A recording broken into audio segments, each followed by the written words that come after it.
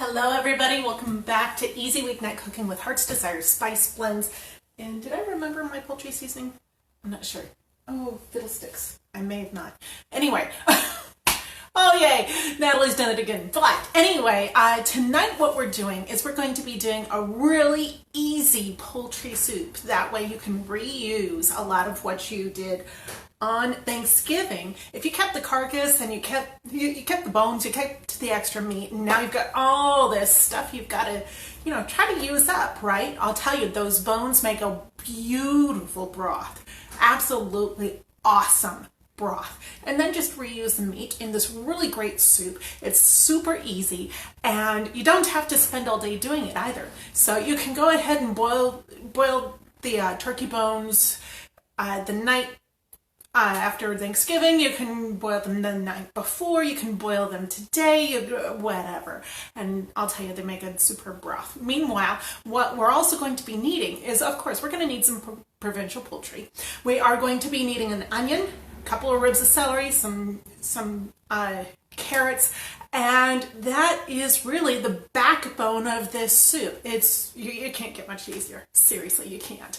So what we've got going tonight is I have in here, I put some turkey bones and meat in for about 15 minutes in the Instant Pot. And I'll tell you, that broth is wonderful. And so we're going to use that for our soup tonight. But there's a couple of hacks I also want to give you, because guess what? There are some, it's never easy getting all those bones out of your broth. And you want to use all that wonderful broth, and you want to use all that wonderful, wonderful meat. And so how do you do this? Well, there's a couple of things I want to show you because I've got some hacks. Okay, tonight what we're going to be using is we're going to be using an enameled cast iron pan. And what do I have in there? A colander. So what we're going to be doing is we're going to take our gorgeous broth right over here. We're going to strain it through the colander, and then we're going to take all that beautiful meat off of the bones. We're going to put the broth right back in the Instant Pot because we need this pot back. We're going to want to saute some of this beautiful, beautiful stuff like our onion, our celery, before we put everything in to just cook. And it doesn't take very long to cook either, especially if your meat is pre-done. Or if your meat is not, if you've got raw meat, all you need to do is put it in the bottom of your pan with maybe a little bit of oil and brown it before you put some water or broth in there. And so, 10, 15 minutes after you get everything in there and all sauteed and all the brown bits are scraped up off the bottom, you've got dinner. Really, it doesn't take too long. So why don't we get started? We are going to come right over here and open this bad boy up. There we go. Now, what we have here, that's a little warm. What we have here is this last week, I was able to go to the store and get turkey backs, because guess what? I forgot to get the bones from our other turkey that we had for Thanksgiving over to this place. So my sister-in-law got to keep those. Yum. Anyway, so this stuff is gorgeous. Just a really thick, meaty broth. Very, very, very rich. Good amount of fat in there, good amount of just lots of flavor. And that's where your bones come in. A lot of people say, okay, what's with bones when we're actually making broth?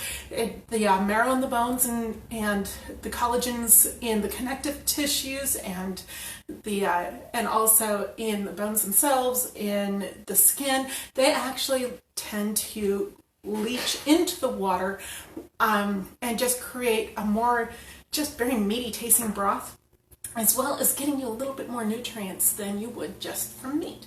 So we're going to go ahead and pour this, and try not to make a mess. That is hot. Into the colander. And we already have a good amount of meat coming out of there. That's great. Next, you're going to want a pair of tongs. Definitely. Go ahead and pull these bad boys out. And you see there's a lot of meat there. The bones are just falling off that. The meat is just falling off that those bones. So go ahead and pull those out. And voila. No more bones, no more skin, no more meat, no more itty bitty parts in your broth. You've got a nice clear broth going on here. Go ahead and shake that out a little bit. Look at this. You can't get much better than that. Seriously. Now this is a lot of broth. We're not going to need all this for tonight. Seriously not. So what we're going to do is I'm shaking some of the moisture out of here into my Instant Pot pan. And I'm going to get myself a paper plate to put that colander on to catch the dripping. And so that we don't make a big mess on our counter. There we go. Now I'm going to pour this right back into the Instant Pot. That's some gorgeous, gorgeous broth. I may have to pressure cook some of this in quart jars. I may have to can some of this. This is just too good. Now what we're going to do is we're going to bring this over and separate out some of the meat. And so sometimes because you've got spine and all that kind of stuff in there, you're going to want to just make sure that you don't have a bunch of bones in there. But you can use this way of getting all your bones out of your meat and stuff like that. There we go. And that's a big piece of spine there. Go ahead and fish out the meat from the bones, and this is just a lot easier than trying to fish out all of the bones out of that wonderful broth. And so go ahead and you can just take out the big bones to start with and figure out the rest later. You know, it really kind of depends on what you guys are doing. So while I'm doing this, guys, go ahead and tell me where you're watching from and where you found out about easy weeknight cooking. So yeah, definitely want to see where you guys are all from. So I am pulling out all sorts of stuff. You can absolutely go through some of these bones and pick off some of that great meat, just like that. So that's what I'm going to be doing. Meanwhile, to start with, I'm just taking out the really big bones. And I'm going to be putting the rest off to the side to cool so that I can take all that wonderful meat out and use some of that meat. Now that's a big piece of fat, though it's got some good meat on there. Come here. There we go. Yes! That's meat. That's meat. That's meat. Great thing about tongs is oftentimes you can feel if you get something hard versus something squishy like meat. And so that's all good. There we are.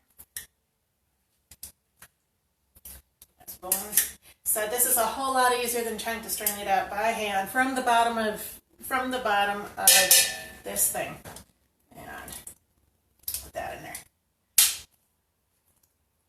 Now, another thing you can do is oftentimes at Thanksgiving, you've already strained the meat off of your bones. And I was really tempted to go ahead and take the meat off before I put this baby in. I'll tell you that much right now. So oftentimes you can also put extra meat in right at the end of your cooking if it's already cooked. And so you don't have to worry about a lot of that. There we go. So what I did is, because I didn't actually have a carcass to boil up, a lot of bones to boil up, what I did is I went to the store right after Thanksgiving, and they had turkey backs on sale as well as turkey breasts. And so I just grabbed a couple of those turkey backs, and there's a good amount of meat on these guys. So don't feel shy about doing that. It's a very low cost cut of turkey. And so if you're going to be making a lot of bone broth and stuff like that, it's perfect. Perfect. So we have Rianne Breest, I believe. Hi, Duluth, Minnesota here. Cold night here, perfect weather for soups, stews, etc. Oh yes, absolutely. There's something about a great soup and stew that just warms the soul, right? And when it's a really cold night, you want some of that soul warming, trust me. Here in Oregon, it's not snowing yet, though there have been a couple of nights that have been pretty chilly. Normally we do get a little bit of snow about now, and normally at much higher elevations, in 2,000 feet and such. And so, just pulling out some of that beautiful turkey. We've gotten down to a lot of pieces that are, honestly, it's a good question as to whether that's bone or meat. So once it's cool enough, fingers are the way to go. And oftentimes you'll get bone mixed in with your meat. So nobody wants to take a bite out of something they thought was going to be a good piece of meat and then end up crunching on bone. That's just kind of rude. So it's one of those things about homemade soup, though. Turkey soup. It's kind of like the bay leaf. You always catch something, right? So what else have we got? Rianne. Oh, absolutely. Now I just put a piece of bone in there and we're going to put the meat over here. Oh my. So Rianne, did I pronounce your name right? I'm kind of a stickler for that. Okay, we're just about done here.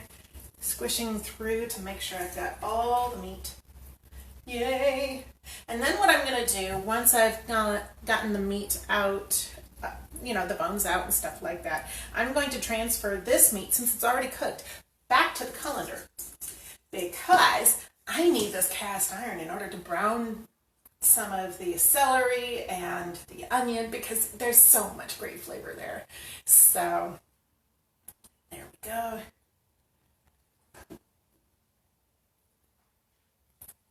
And that is that. Get all of the fragments out of the colander. And now this can go aside. And transfer the meat right back to the colander.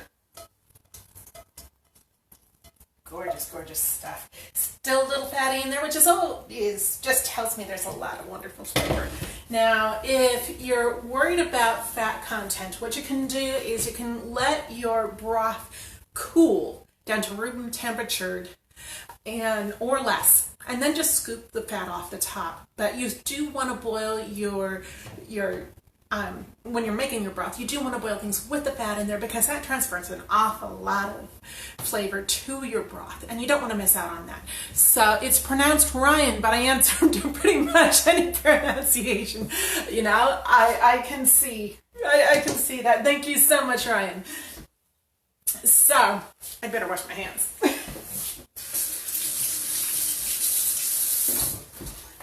Alrighty, so I can put those aside, put that aside. Now, we're going to need an onion. We're going to need about a rib of celery per 4 cups of water. Tonight I'm going to do about 8 cups of water, 8 cups of broth. And the broth is actually, broth rather than water is going to make a much richer soup. And, that's soul food right there. So, this is going to take about half of a large onion. So that's what we have here. I'm going to push this off to the side so you guys can see. Might help just a little bit.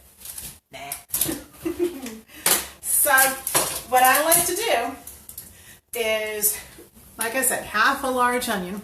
What I like to do is cut off the stem end and keep the root end. Go ahead and peel it, and then use the root end as a handle when I'm cutting everything up. So go ahead and peel to the layer that there's no more paper. If it lets you. Come here. This is not peeling very nicely. There we go. There we go. Ha ha ha ha ha. I will prevail.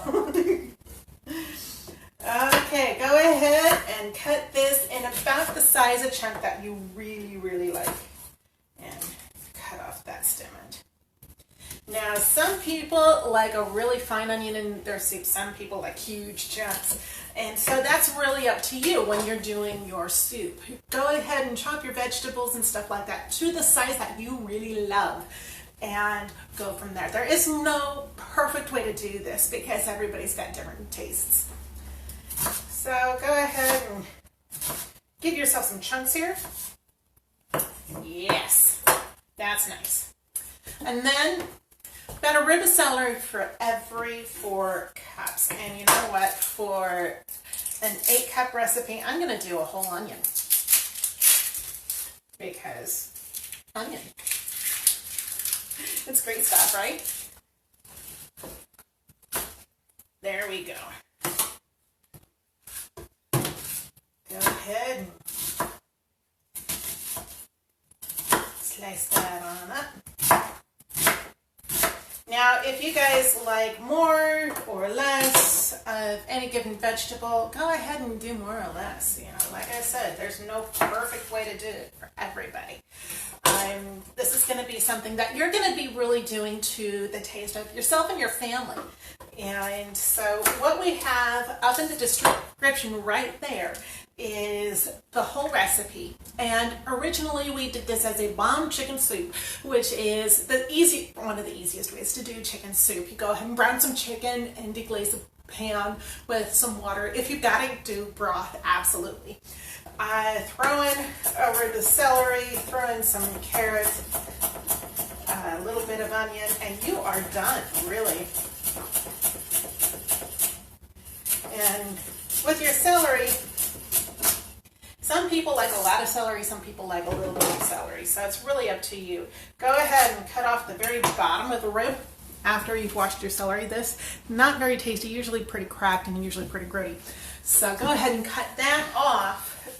And oftentimes what I'll do when getting down to this part of the celery where it attaches to the root end, go ahead and make a couple of cuts, and you know, that makes a smaller piece of celery there for you to keeping people from biting into this huge chunk, right? So, you know, some people like a little bit more celery, some people like a little less. If your family are not celery fans, feel free to cut down on the celery, no biggie. And however, there is a huge reason to use celery, especially if you're low salt. Now, if you're low salt, then celery is your friend. Why? Because it concentrates potassium chloride, which is a form of salt, and it will add a ton of flavor to your food. Oftentimes, celery can be, in moderation, a salt replacer.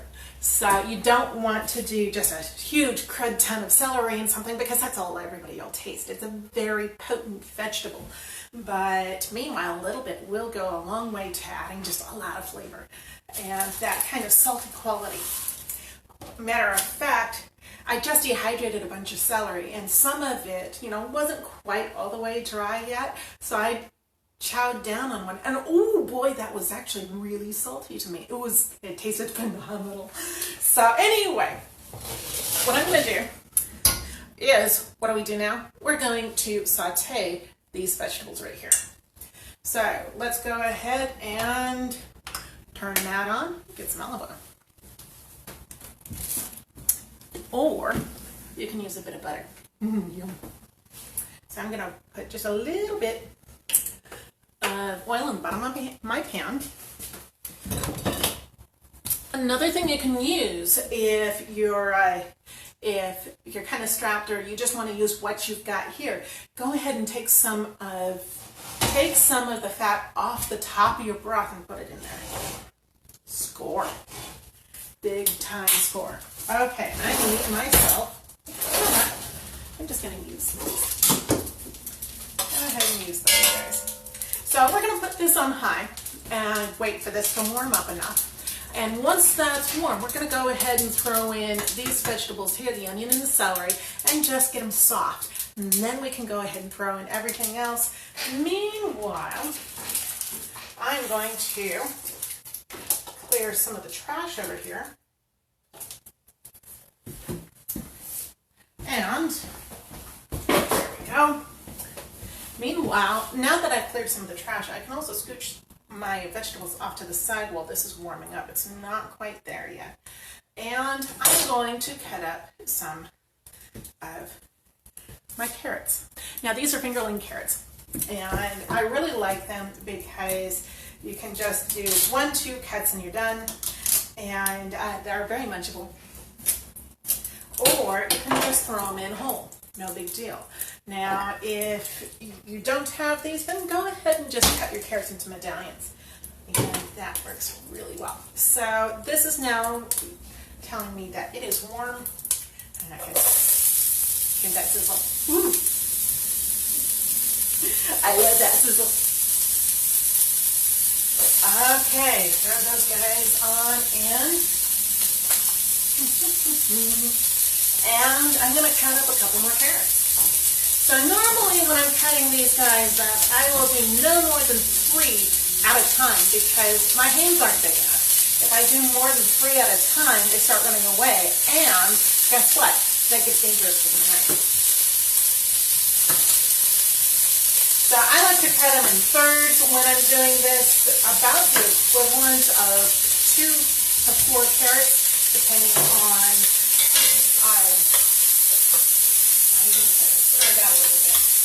depending on how much you guys like carrots. And I'm going to break up my onion real quick because it needs to be broken up a bit. And a quick tip when it comes to sauteing onion and such like that, actually taking your spatula, or in this case tongue, and just impacting the onion a little bit will oftentimes break up a large chunk into various layers. So you can do that while it's in there, and that tends to be a little bit easier than trying to break it up by hand. It's easier on the eyes too.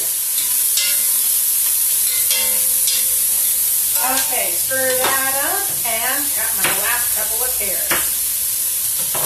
And it looks like I'm going to need a little bit more carrots. So obviously the recipe upstairs over there is a really great guideline. It's not the be-all end-all, but it's a great guideline.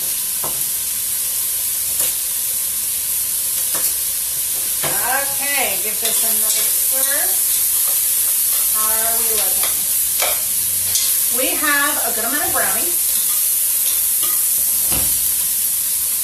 And I'm going to turn this off now. So, now that we've got a good amount of browning, what I'm going to do, so I'm going to throw about 8 cups of this in there. In stages. Why in stages? We want to deglaze the bottom of this pan. All that wonderful flavor that got developed by browning these in the bottom of the pan, we want that to come into this really wonderful broth and become part of the flavor of the broth instead of just burning on the bottom of the pan. So now I really do need a spatula. So I am very lightly scraping the bottom of the pan. You notice I'm not using a metal spatula. Why? Because I don't want to make scrapes on the enamel of my enameled cast iron. I generally do not use regular cast iron for this because it'll oftentimes just soak up all the seasoning on my regular cast iron, but an enameled cast iron is so nice. Seriously. So, you know, enameled cast iron, stainless steel, you know, that kind of thing. Go ahead and those are really beautiful pans to be using for something like this, soups and stews. Okay, that looks pretty good. Oh, we still got a bit there. So, anyway, so some more of that will soak up. And that's about 8 cups. Doesn't that look gorgeous? Ooh, yummy. Yummy, yummy. Now, go ahead and throw these in there.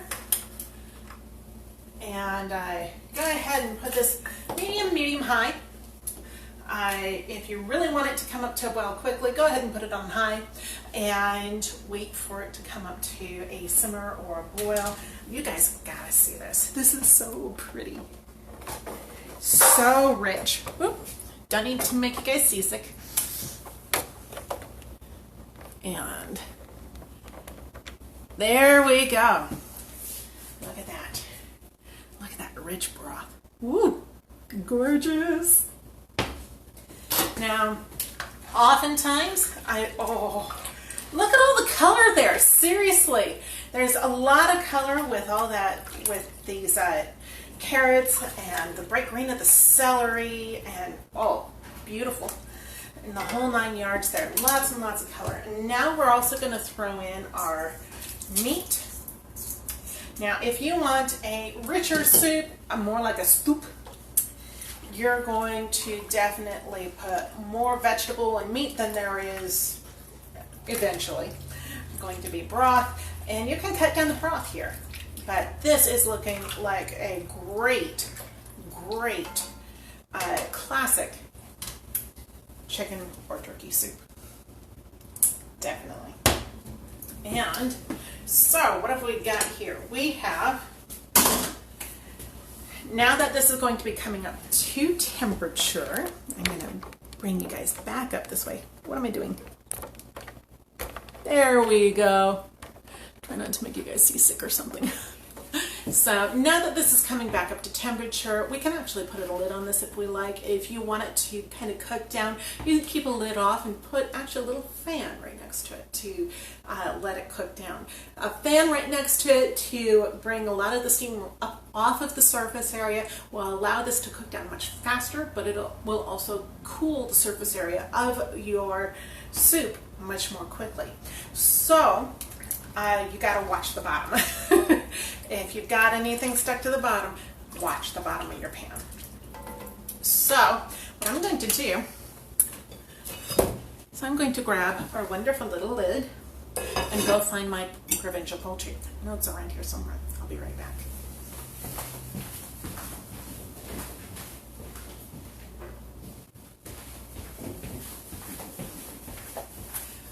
I knew I missed it. So that's what I get for, going to the cupboard and putting something down, right? So now, about 2 teaspoons of our Provincial Poultry for 4 cups of broth and or water. And I'm getting it all over my place. So about 4 teaspoons, that's a little over a tablespoon. About that much for a double recipe. And in other words, cut the surface tension of your liquid and you're pretty well done.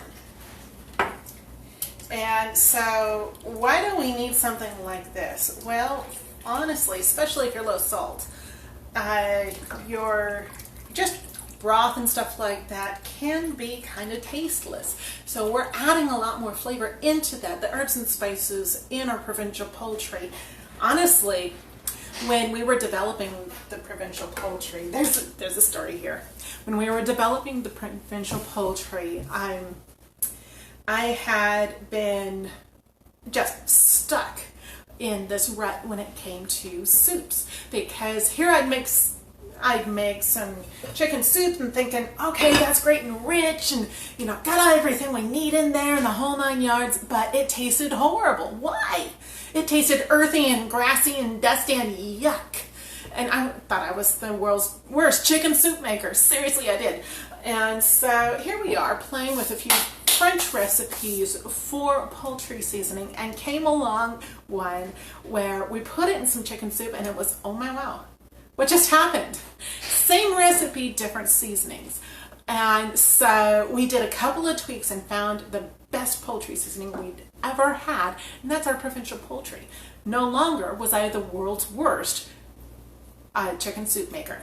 And it all ended up having to do with the spices. Go figure, right? All I needed to do was smell the bottle to find out, but I never made the connection. It was really weird.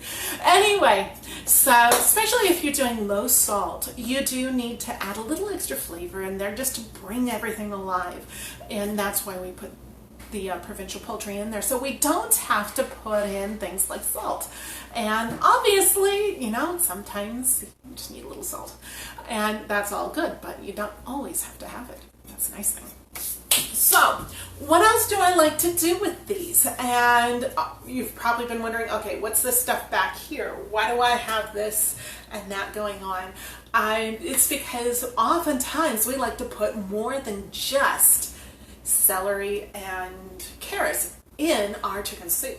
Oftentimes I'll put a little zucchini, a couple of mushrooms, the whole 9 yards, and you know, make it in chicken sink soup, kitchen sink chicken soup, or turkey soup as it may be. So I'm going to go ahead and take a look here, see how we're coming along. Smells like stuffing. Okay, we are coming along, but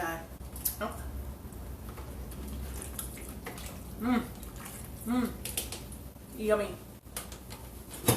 Still a bit too crunchy. So I'm going to actually turn this up because this really doesn't need too much more cooking.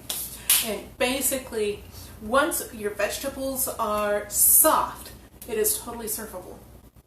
And so absolutely able to go there. Now, a couple of things you can do also with this is make some biscuits, or throw in some dumplings, or feel free to go ahead and cube up some potatoes and put them in there. Put in, you know, for one recipe, say quarter to half a cup of rice, or a cup of egg noodles or something along those lines. Now obviously you need to cook this a little longer in order to get those done, but it makes a fabulous addition to this kind of soup. And definitely there's nothing so hearty as good chicken noodle soup. And when you're done with this, feel free, there's one more thing. Oftentimes what I will also do is I will make a slurry in order to thicken this up just a little bit. And what does that do? A slurry is normally some sort of starch or some sort of, you know, go ahead and put a little bit of flour in a small cup with a little bit of water, cold water, mix it up so you don't have any more lumps or anything like that, and then toss it in here and give it a good stir. Generally, no more than 2 tablespoons of flour for something like this, and I'd say probably no more than a tablespoon of starch if you're going to do something like this into a slurry, and then put it in just to have that slightly thick texture, kind of like what you get at a really good coffee house. And so that's definitely something you can do. Ooh, we are now boiling. Turn that puppy down. And I'm going to go ahead and give this a quick stir. Take a look. Boy, are we boiling. Woo-wee! Now, what we have here is, it's definitely not done yet because the onions are not yet translucent. They are still very opaque and still pretty white. And we want the onions to be almost see-through. When this is done, the onions will definitely be almost see-through. And so this needs to marinate a little longer.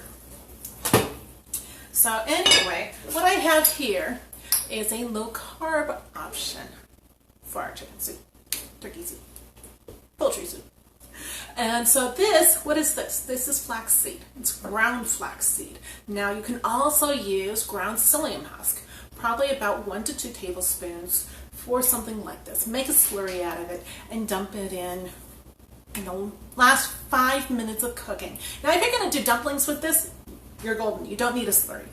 But if you're going to do just this and you want that to have a little bit more body, less watery if you will, then go ahead and make a slurry and put that in. It's awesome stuff, which I think I'll do. So I'm going to go ahead and use this bowl right here. Might as well. Go ahead and give myself 2 tablespoons right in there. I'm going to give me a little bit of water. Just like so. And give it a good stir. Now, with the lower carb options, you're going to want to let this sit for a little while before you put it in. Normally, with your starch or flour, what you're going to do is you're just going to stir it up and plop it in. But if you're using one of the low carb options, you want this to actually sit in that water for a good amount of time to hydrate. So, let's take another look.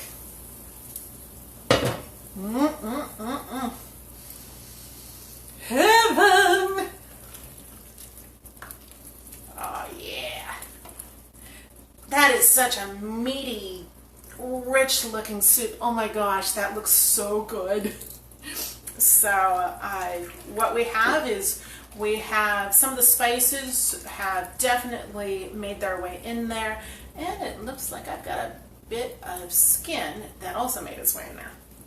That's not always a good thing. Hot, hot.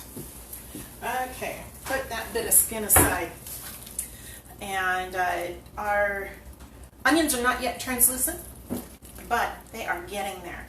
Definitely getting there. And put that lid back on. Go ahead and stir my slurry. We are starting to hydrate pretty well over here. And so what the slurry will do is actually just add a little bit more texture to this, because right now the broth does, it is the texture of water, because guess what? It's also water. So anyway, feel free with this recipe to go ahead and put some dumplings in there or whatever you've got in the fridge when it comes to vegetables. And often the more the merrier, but you want a really good balance of vegetables to meat to this, or else it just tends to get too watery like. And that richness that normally comes from the broth will actually get diluted by your vegetables. But by the way, broccoli does excellent. So I think it's about time to take another look. We are definitely getting there. Woo! And I'm going to throw in my slurry, give it a stir. Oh, nice. That smell is wonderful. Absolutely wonderful. And if it's after about 5 minutes, if it isn't thickening up to your specifications, then you can go ahead and add more slurry in there. You're just going to want to do it to your own tastes, like your vegetables, the size of your vegetables, that kind of thing. Absolutely have fun playing with this one. It's so versatile and so doggone easy. A couple other things you can do here. Now, you'll notice in the bottom of the recipe upstairs over here, you will also find some fun alternatives. You can put all of this into your Instant Pot and use the soup or stew. Depending on, is your meat raw or not. You're definitely going to want to saute your meat real quick, but depending on whether or not it's raw is which setting you're going to use in your Instant Pot. Some people have a really neat little doodad that I also have called a microwave pressure cooker. Oh my gosh, this thing just rocked my world when I got one. You see, I don't have many people eating at my home, so small meals are really great. Microwave pressure cookers are gorgeous for this kind of thing. It uses the same kind of principles as, say, an Instant Pot, but it's a little less versatile. So basically, it only gets to a certain amount of pressure and you're done. But you can absolutely use it in the microwave. Put it in for about 15 minutes after you get it all full, and up to no more than the maximum fill line, and you're done. Normally they like a 900 watt microwave. And other things, absolutely add biscuits or something like that. Or you can do this in the crock pot. Just put everything in there before you go to work. Come home, you've got dinner. Oh my gosh, yes. And so I would often do that when I wasn't doing this whole spice thing. So several fun alternatives, and I think this is done. So let's take one last look. It smells done. My stomach is gurgling.